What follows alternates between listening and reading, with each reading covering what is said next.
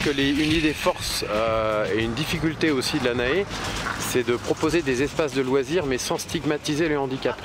Et donc il y a une philosophie qui est importante dans l'association, c'est comment finalement on marie un public handicapé avec un public valide. Alors on est super heureux parce que ça fait des années maintenant qu'on accueille des classes de neige ou des colonies de vacances qui intègrent des enfants valides et des enfants handicapés. Voilà. Et des engins, c'est vrai qu'une activité comme le ski assis permet à ces enfants de vivre des choses ensemble. Et là, je pense que la mixité, l'intégration d'un public handicapé avec un public valide prend tout son sens. Alors c'est vrai pour les séjours d'enfants, mais c'est vrai aussi pour la famille.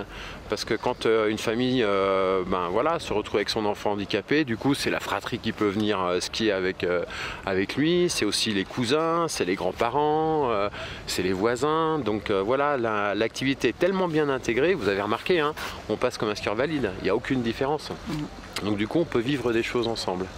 Et puis le dernier public qu'on accueille, donc les séjours d'enfants, hein, pour me reprendre, les familles, et puis après on a tout le public institutionnel, un CAT, un IME, un foyer de vie, une maison d'accueil spécialisée, qui vient avec son propre encadrement pour assurer le quotidien des personnes handicapées.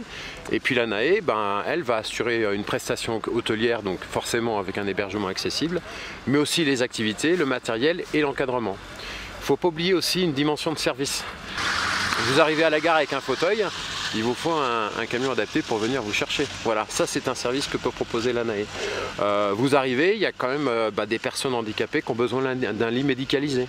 Donc on est aussi capable de proposer ce type de service. Ou alors des gens, c'est le cas de Gaëtan aujourd'hui, qui ne peut manger que mixé. Donc on est habitué à ça, donc il y a une sensibilité de notre personnel qui fait qu'on a une vraie globalité autour du handicap.